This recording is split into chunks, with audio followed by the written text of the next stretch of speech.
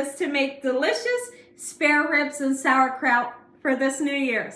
Happy New Year's to everyone. I pray that you all have a super blessed 2025 and an amazing time with your family. If you're partying or whatever you're doing, be safe. Here's what you're gonna need. You're gonna need some spare ribs.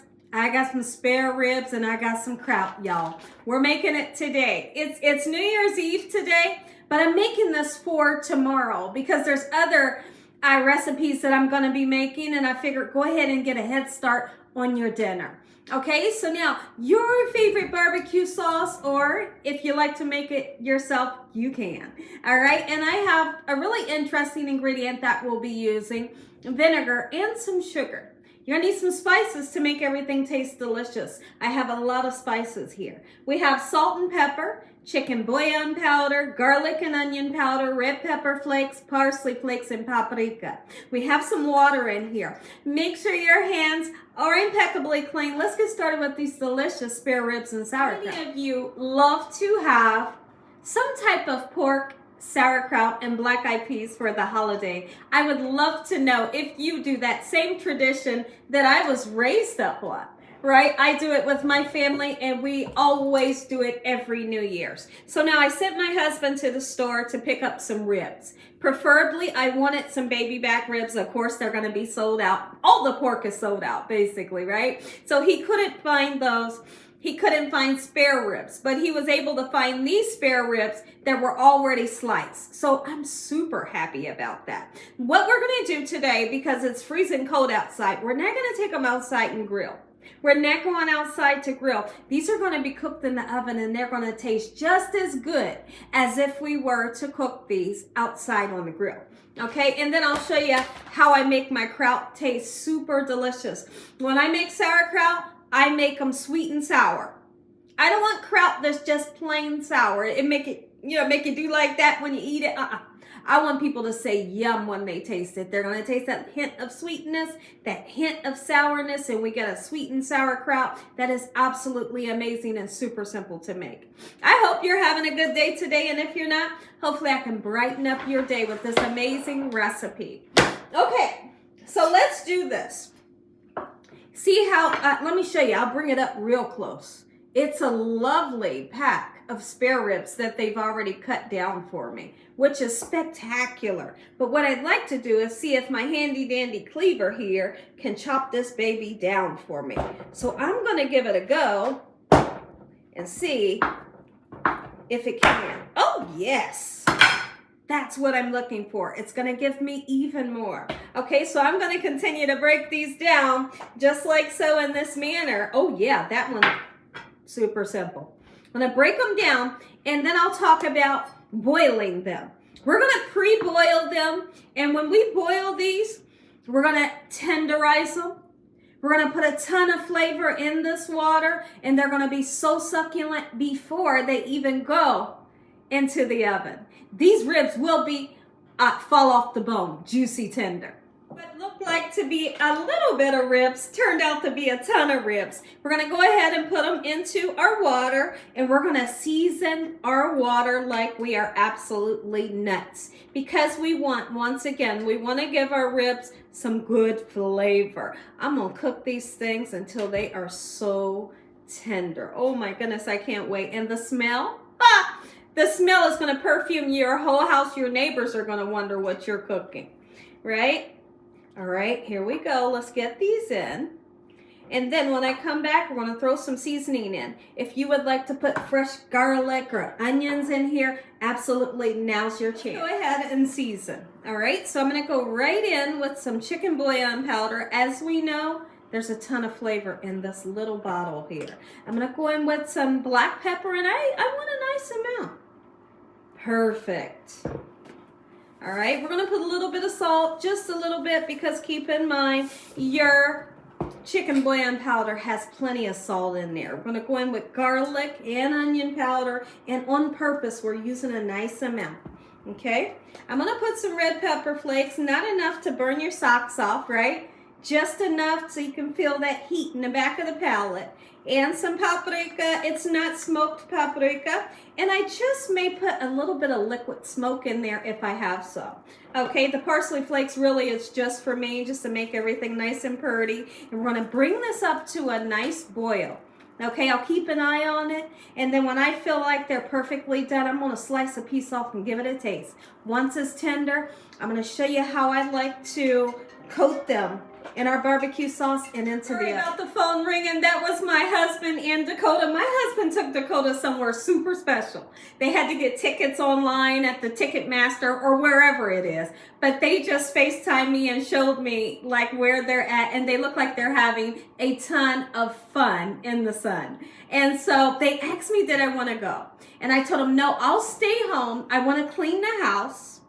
And I wanted to get some cooking done and do some videos, right?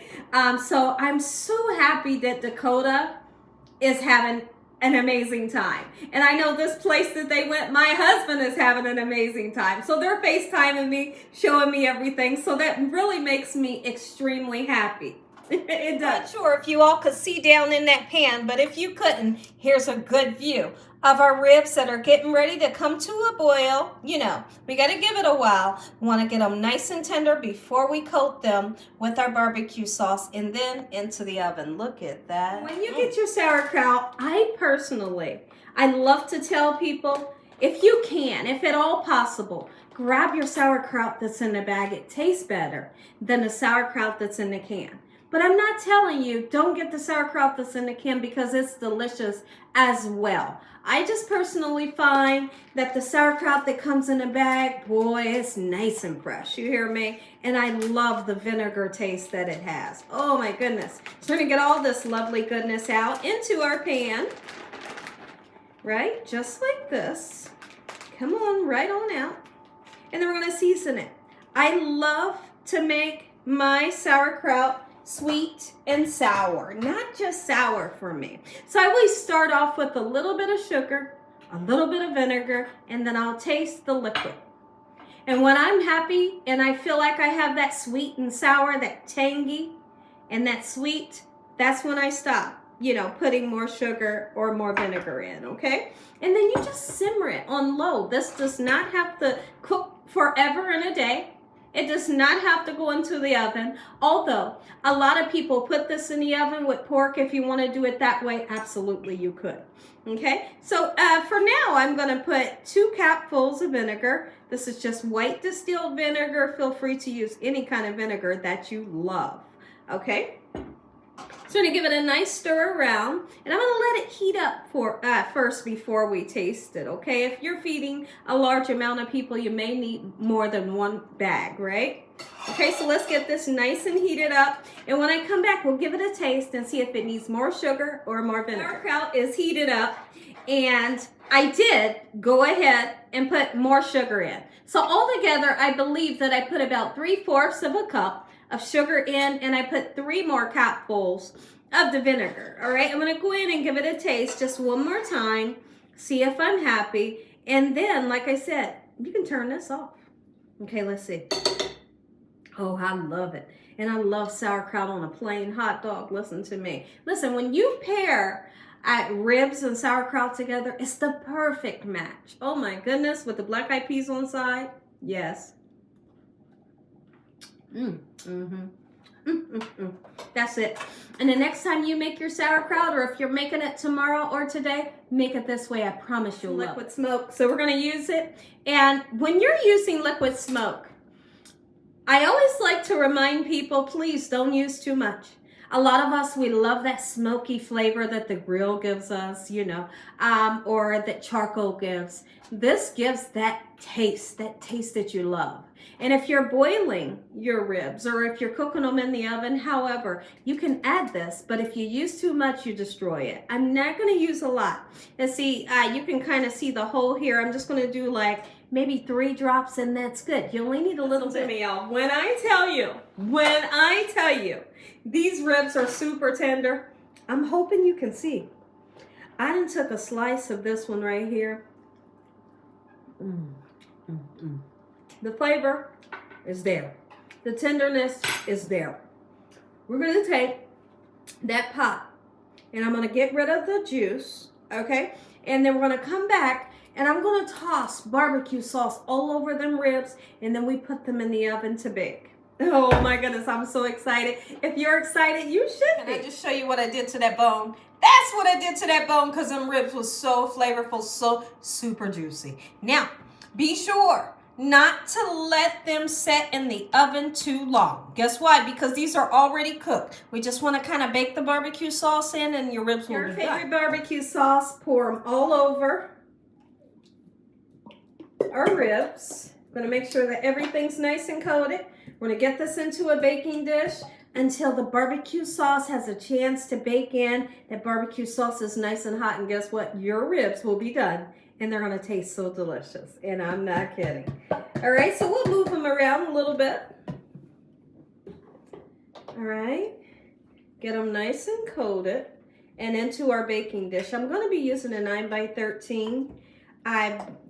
Just baking dish, and I'm going to turn on 350 degrees just like so. All right, so some of them are already coated.